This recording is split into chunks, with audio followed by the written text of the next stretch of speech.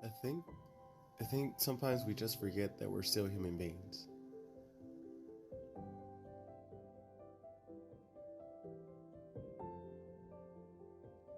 Yeah, I think it's important that everyone should know their status. Knowing your status is the first step to really kind of having that conversation. I think it's important we learn how to tackle stigma and get rid of it. I think it's such an extremely amazing thing that I get to do this every day and meet such great people and learn their story and share some of their story with the people that watch us every day. To remember to stay hopeful in victory.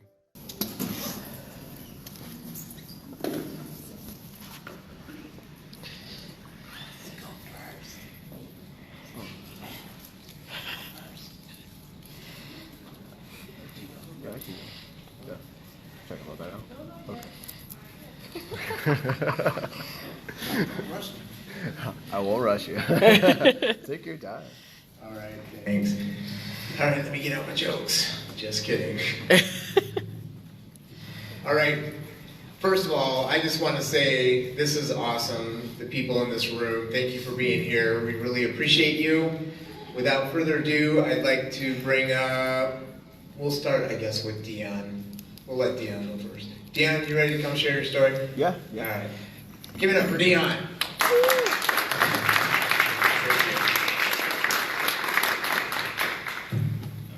This here, guys. How's everyone doing tonight? Good. Good. It's good. It's good. We missed the rain, so that's nice. Let me just go ahead and unfold my paper here. So let me go ahead and just clear the air really quickly and just say, who managed to keep their candle lit on the way here? No, yeah. Well, I was walking with Tracy over there, and she pulled out her phone. She's like, I'm still going strong. She had a nice candle on her phone. She's like, I'm still here. I'm just, another way. So if you guys, next year, there we go. We can try that. But really, thank you for joining us tonight in celebration for those we have lost and for those that have sacrificed their time, their health, for a better future. Cool. Nowadays, HIV is just managing it. Now all I have to do is just take a pill every day and visit my HIV care specialist about every 6 months or as needed. It's not treated as a death sentence anymore, as it was when it first appeared. I can't imagine, though, what it'd be like being diagnosed with HIV in the 80s and early 90s. You just try picturing Facebook or Instagram in the 80s and 90s. Just think about it. David Bowie, Diamond Dogs album?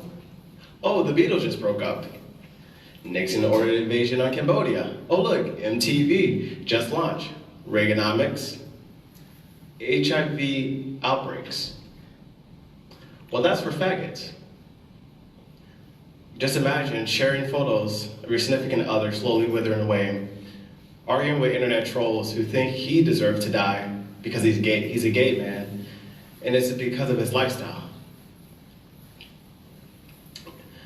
Can you imagine struggling to step outside of your home for food, support, work, or just being out, but in fear of being shamed or harmed?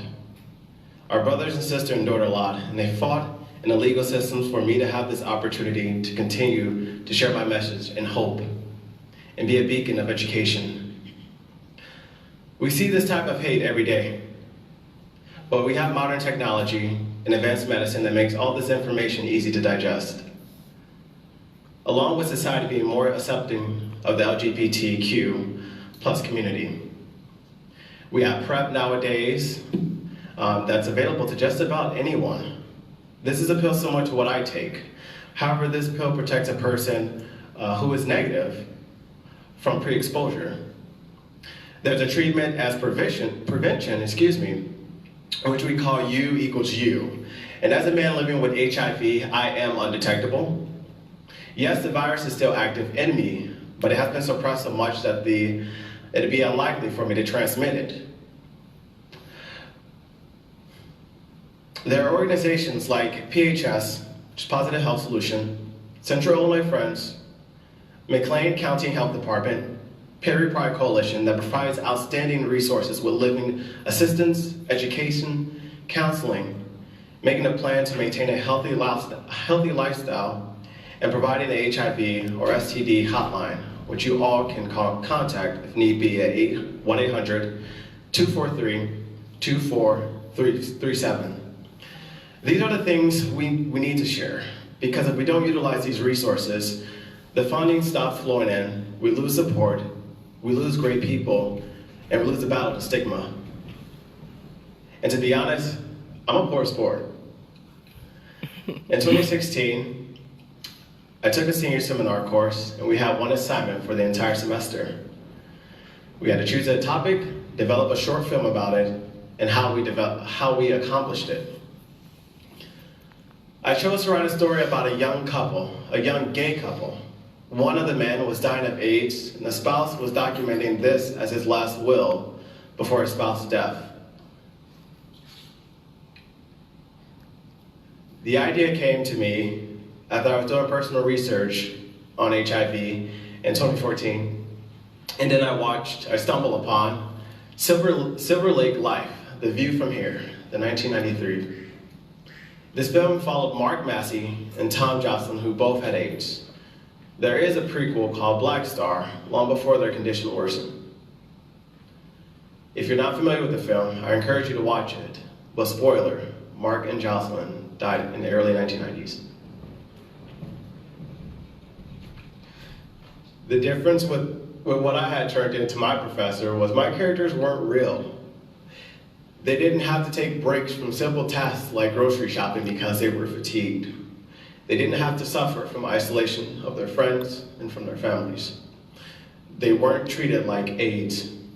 My character's universe was just a figment of my imagination. I realized the fallen members and survivors achieved something greater that I wish I can thank them for. They achieved me, they achieved us, and they achieved today. And because of that, I can proudly take the torch with the will of fire to achieve a better future for the next generation, and so on. There's so much support in the light of HIV now. Positive people can share the same space as other people. Positive people can be in executive seats. Positive people can be leaders. Positive people can have healthy lives. Positive people can have families. Positive people can be innovators. And positive people can be mentors and be undetectable. I thought I'd become another piece of statistics in history. However, I became a solution the day I found out about my diagnosis.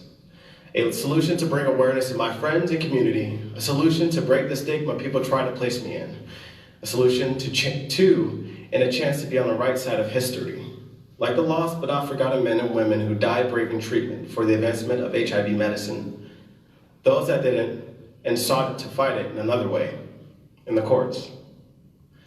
I didn't understand that then, like I do now. Today, the battle to end HIV stigma perception is alive and it is strong, and it's living well. We need to stop managing HIV stigma within our communities and start managing and preserving the prosperity within our communities. What I mean when I say this is we need to start having conversations about HIV and AIDS, taking a moment to lift up people living with HIV and AIDS so they can share their message like I am today. Utilizing technology to normalize HIV and AIDS, fighting a court system to stop criminalization, remove the stigma between HIV and AIDS, and educating in the moment of opportunity. With only 4 years under my belt, being positive, I do sometimes feel like the stigma people want to speak into my life. But I know it gets easier with every conversation. I think it's important that people living with HIV or AIDS talk about their experience because it allows a channel for engaging conversations and ultimately keep us individually accountable to achieve the goal that Illinois has set for us for 2030. And if you don't know what that goal is, I implore you to look into that. We live in such a magnificent time where grassroots movements are the leaders of change, where people like you and me can tell the people in charge that this isn't working or this administration isn't working. We the people, have that power, and it is time we see the change. It is time we be the change we want to see. Because, did you know, believing that only certain groups of people can get HIV, making moral judgments about people who take steps to prevent HIV transmission, and feeling that people deserve to get HIV because of their choices are still prevalent stigmas today. It's 2018 and we still hear that. But I won't shower you with the many managed stigmas. But the present battle we face today is beyond life-threatening. Today our generation has to battle stigma, anxiety, and depression that can lead our friends or family members astray, and in some cases to death. So today we're here to help and encourage all our brothers and sisters who are trapped in the shadows of stigma, that they have our support, that we're waiting for you, that we're listening, and that we are by your side, preparing to end HIV and AIDS shaming. But we need your help. We need people living with HIV or AIDS to conduct the conversations that will lead to a better future. I would like to leave you all with this. HIV is what we make it. So I want you all to repeat after me. HIV is happy in victory. HIV is happy in victory. HIV is hallelujah in victory. HIV is hallelujah in victory. HIV is hopeful in victory. HIV is hopeful in victory. HIV is healing in victory. HIV is healing in victory. HIV is harvesting in victory. HIV is harvesting in victory. There. You took the first step talking about HIV. I implore you to carry that same energy and pride to those who couldn't make it tonight and talk with them or speak with someone here in the audience. But before I go, I ask for a moment of silence for our lost brothers and sisters.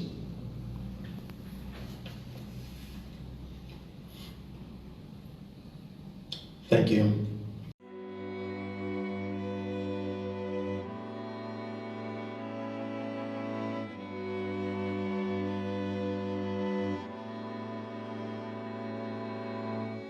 The sweetest things come in different forms, but you have to be the best one. In my mind